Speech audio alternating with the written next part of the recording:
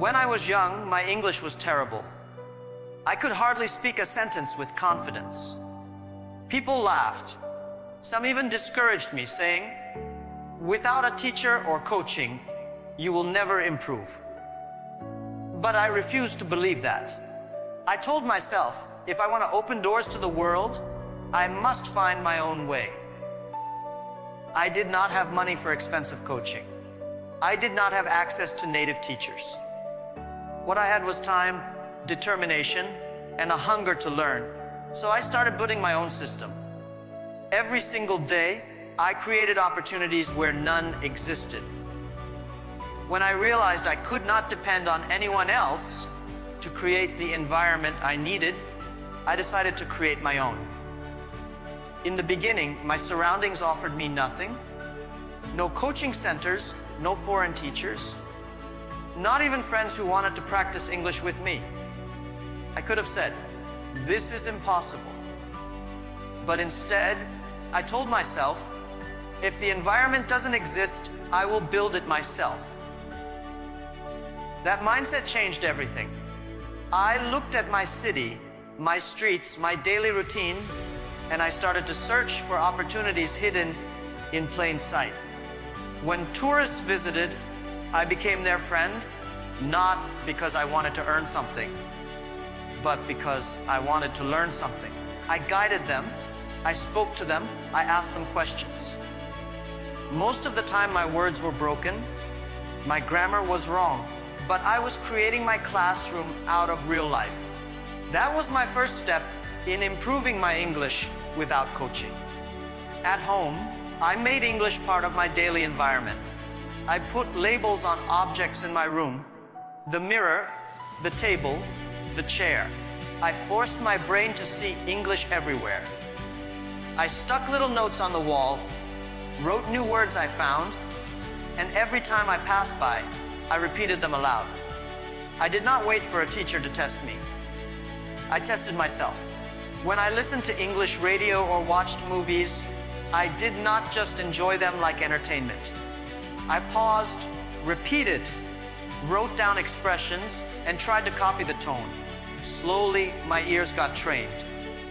My tongue began to loosen. English stopped feeling like a foreign object. It became part of my surroundings.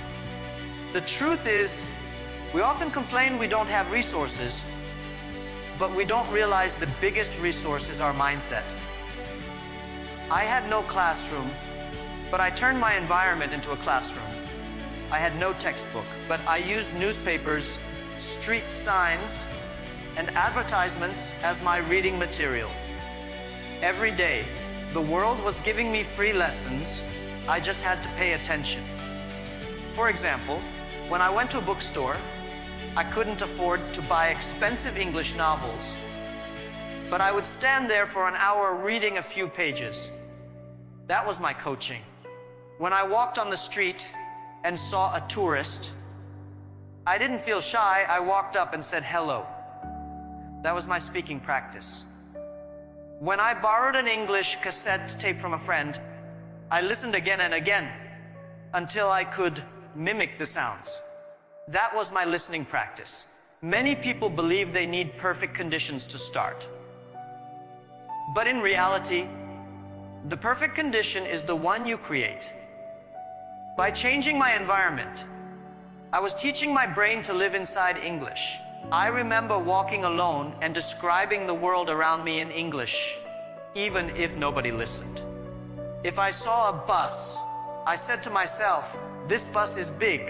If I felt hungry, I said, "I am hungry." This simple self-talk might look childish, but it forced me to think in English instead of translating from my native language. That was powerful, because when you start thinking in English, speaking becomes natural. It doesn't matter whether you live in a big city or a small village, whether you are rich or poor. If you are determined, you can turn your environment into your teacher. Creating an environment also meant surrounding myself with people who believed in growth. I found friends who wanted to learn, and we challenged each other. We held little competitions. Who could memorize more words? Who could give a small speech? We were not professional teachers, but we became teachers for one another. That gave me the courage to keep going, because learning alone can feel heavy, but learning together gives you energy. Even if you don't have friends who support you, there are books, there are voices on the internet, there are communities waiting for you if you are willing to reach out. The key is not to wait. The key is to act. When I started practicing English daily, I quickly understood one thing: it would never be perfect in the beginning. My grammar was broken, my pronunciation was strange, and my vocabulary was very small. But I didn't wait for perfection. I spoke anyway. Every single day, even if it was just a few words, I forced myself to use English. Sometimes I repeated the same sentence 20 times until it sounded a little better. Sometimes I talked to myself in the mirror, pretending I was giving a speech. Sometimes I read aloud from a newspaper article, even if I did not understand every word. It didn't matter how small or how awkward it felt. The goal was to practice, not to be flawless. Slowly, I realized that by practicing imperfectly every day, I was building strength without even noticing it. The biggest mistake most learners make is waiting until they are ready. They wait for the right accent, the right teacher, the right class. But if you keep waiting, you will never start. I refused to wait. I practiced with anyone who gave me a chance. And when no one was available, I practiced with myself. I greeted strangers. I asked tourists silly questions. I spoke broken sentences with a smile. Many laughed, some corrected me, some ignored me. But I didn't let that stop me. I knew that even 1 minute of practice was better than an hour of silence. Over time, those small daily efforts multiplied, and my confidence grew without me realizing it. I remember standing in front of the mirror and repeating dialogues from English movies. I copied the way actors spoke, even their body language. Sometimes I looked ridiculous, but in those private moments I was training my tongue, my ears, and my confidence. At night, before sleeping, I would recall the words I had learned that day and make simple sentences. They were not perfect sentences, but they were mine. By practicing them repeatedly, they became part of my natural speech. Even when I made hundreds of mistakes, I reminded myself that mistakes were not my enemy. They were signs of progress. Without mistakes, there is no improvement. There were days when I felt tired, days when progress felt invisible. But I kept reminding myself that consistency is more powerful than intensity. Practicing 10 minutes daily is stronger than practicing 5 hours once a month. The brain learns through repetition, not through sudden miracles. So I created a routine. In the morning, I would read something aloud. During the day, I would try to use at least 3 new words in conversation. At night, I would listen to something in English before sleeping. These small daily rituals were like drops of water. Alone they seemed small, but together they carved a river through the stone of my weakness. Practicing daily without fear of imperfection also trained me to be brave in front of people.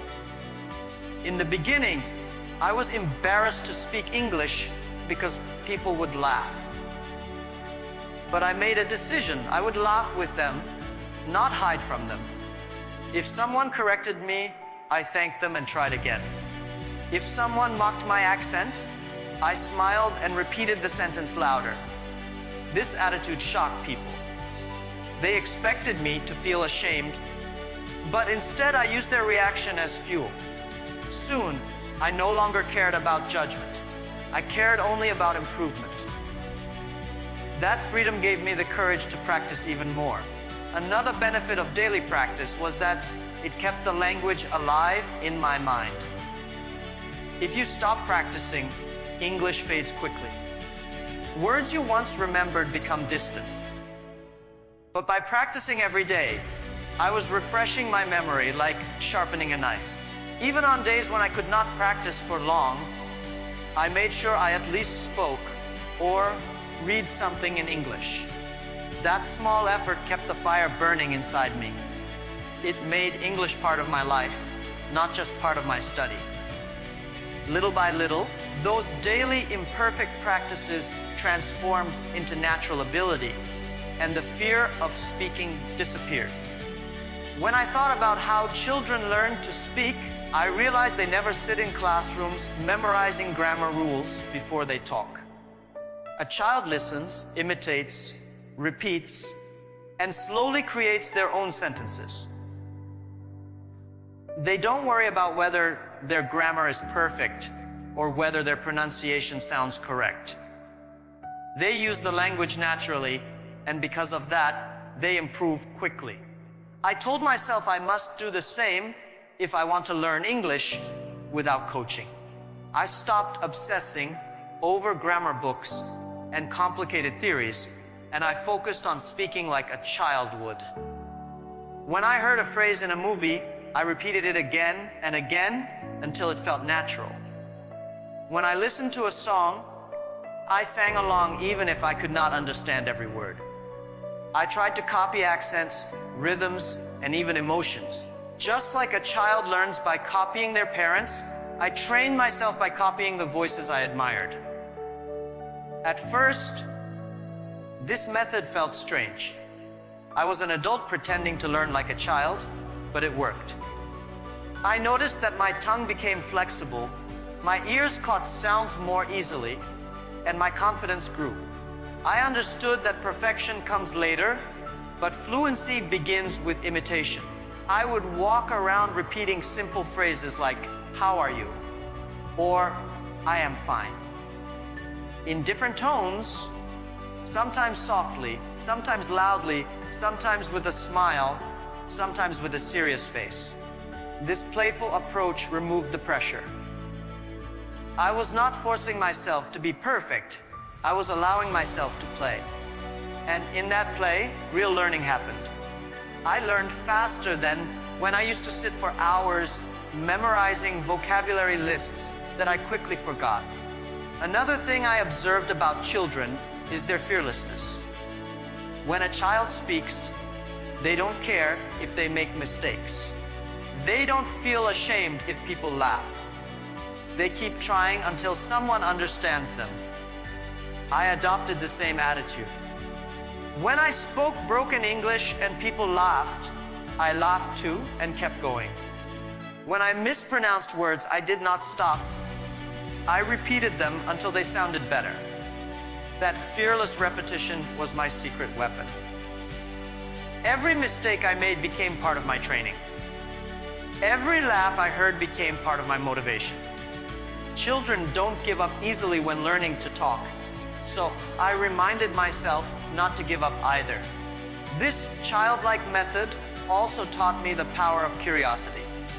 Children ask endless questions because they want to understand the world. I started asking questions in English whenever I could, even simple ones like, "What is this?" or "How do you say that?" By asking, I learned words I never would have found in books. I carried a small notebook with me and wrote down new words I heard. Just like a child collects new experiences every day, I collected new words and phrases daily. Later at home, I would practice them aloud, using them in simple sentences. The act of asking and then using the answer made the knowledge stick in my memory. I also trained myself to celebrate small victories like children do. When a child says their first word, everyone claps and the child feels proud. I gave myself the same encouragement. If I managed to hold a short conversation, even if it lasted only 1 minute, I celebrated inside. If I learned to pronounce a new word correctly after many tries, I congratulated myself. These little celebrations gave me energy to keep going. They reminded me that progress is not measured in giant leaps, but in small, steady steps. Each small win pushed me forward, and over time, those wins added up to real fluency. Learning like a child also meant being flexible with mistakes. I stopped seeing mistakes as failures and started seeing them as stepping stones. A child falls hundreds of times before they walk confidently, but they never stop trying. In the same way, I allowed myself to fall in English again and again, knowing that each fall was bringing me closer to success. I embraced imperfection as part of the journey. Instead of hiding my broken English, I used it as a tool. The more I spoke, the stronger I became, and the less I cared about judgment. When I learned new words or phrases, I quickly realized that if I didn't use them, they would vanish from my memory like water slipping through my fingers. At first, I thought just writing them in a notebook would be enough. But days later, I could not recall them. That's when I understood the real secret. The only way to make English stay in my brain was to use it immediately. So I made a rule for myself. Whenever I learned something new, I had to apply it that very same day. If I discovered a fresh word, I would try to build a sentence around it and speak it aloud. If I heard a useful phrase, I would repeat it to a friend or even whisper it to myself while walking. This practice made the words part of my active memory instead of passive memory. I treated each new word like a tool, and tools are useless if you never use them. For example, if I learned the word opportunity, I did not just write it down. I used it in different sentences. This is a good opportunity. I am waiting for an opportunity. Don't miss the opportunity. By using the word in multiple ways, I made it my own. Soon, when I faced real conversations, the word came to me naturally without effort. The same happened with phrases. If I heard, "Can you help me with this?"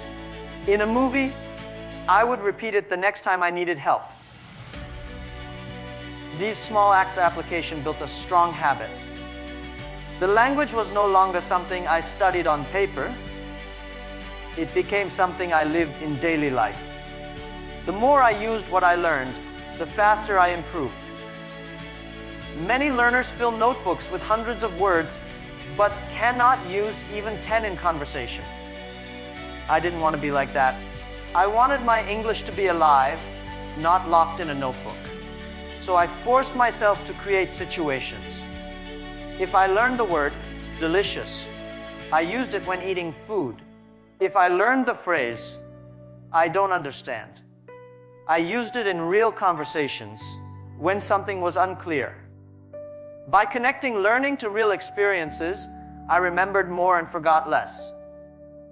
Every new word became tied to a memory, and that memory kept the word alive in my brain. There were times when people laughed at me because I was experimenting with new words, sometimes in the wrong way. But instead of being discouraged, I used those moments as reminders that practice is the only path to mastery. Every mistake was a lesson. If I used a word wrongly and someone corrected me, that correction carved the word deeper into my memory than if I had only written it once in a notebook. I learned not to fear being wrong, because being wrong was proof that I was using English, not just studying it silently. The more I used, the more confident I became, and the faster I moved forward. I also noticed that immediate usage gave me momentum. Each time I succeeded in using a new word in conversation, I felt a small victory. That victory motivated me to learn more. It was like climbing a staircase. One successful step gave me the courage to take the next. Without immediate application, I would forget the word and lose interest. With immediate application, I created a chain reaction that pulled me forward every day. This energy kept me consistent, even when progress felt slow. The habit of using words right away turned my daily learning into a cycle of growth. Another powerful benefit was that immediate usage trained me to think in English rather than translate from my native language. When I applied a new word on the spot, I didn't have time to translate. I had to think directly in English. Over time, this reduced my dependence on translation and made my speech more natural. I stopped hesitating before speaking because the words were already stored in my active memory. They flowed out naturally because I had practiced them in real situations. This shift was important. It meant I was no longer just learning English, I was starting to live in English. When I spoke English in the beginning, people often laughed at my mistakes.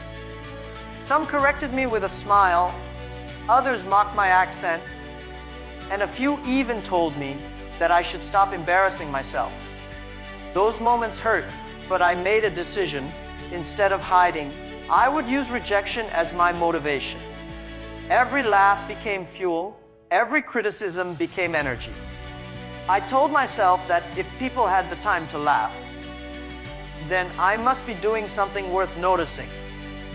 Their reaction meant I was speaking, not staying silent. Silence never creates progress, but rejection can push you to another level if you let it. So I trained my mind to turn every negative comment into a reason to try harder. At first, this was difficult. Rejection stings, and nobody enjoys being mocked. But I realized that fear of rejection is what keeps most learners stuck. They stay quiet because they are afraid of being wrong, and because of that fear, they never improve. I refused to let fear control me. Instead, I chose courage. If someone laughed at my broken sentence, I laughed with them and repeated the sentence again. If someone corrected me, I thanked them and used the word again until it felt natural. Slowly, my mindset shifted. I stopped seeing rejection as humiliation and started seeing it as free coaching. People were pointing out my mistakes, and those mistakes became my lessons. Without paying money, I was receiving feedback from the real world. This approach also taught me resilience. Every time I faced rejection and stood tall, I became stronger. It was like building muscle in a gym. The more weight you lift, the stronger you grow. In the same way, the more rejection I faced, the more confident I became. What once embarrassed me became my training ground. Soon, rejection no longer scared me. I welcomed it because I knew it was helping me grow. That resilience spilled over into other parts of my life. When you learn to accept rejection in one area, you gain courage in many areas. My confidence in English made me braver in facing challenges at work, in business, and in relationships. Another benefit of embracing rejection was that it made me fearless in practicing. I spoke to more people, asked more questions, and pushed myself into more uncomfortable situations. I no longer cared if my grammar was broken or if my pronunciation was strange. I cared only about improving. Because of this fearless practice, I gained more real world experience in a short time than many learners who spend years hiding behind books. Each rejection was a doorway to new growth. Without rejection, I would have stayed in my comfort zone. With rejection, I stepped into a larger world. I also realized that rejection is a universal experience. Every successful person in any field has faced it. They were told they were not good enough. They were laughed at. They were doubted. The difference between those who succeed and those who give up is simple. The successful ones keep moving forward despite rejection. I wanted to be one of those people. So instead of asking, why are they laughing at me? I asked, how can I use this to improve? That simple change in question gave me power. Suddenly, rejection was no longer an obstacle, it was a stepping stone. Even in moments when rejection felt heavy, I reminded myself of the bigger picture. I wanted to speak English fluently. I wanted to connect with the world. I wanted to grow beyond my limitations. If that required being laughed at, then I was willing to pay that price. Every rejection was temporary, but the result would be permanent. And every time I overcame a rejection, I felt a little freer, a little stronger, and a little closer to my goal.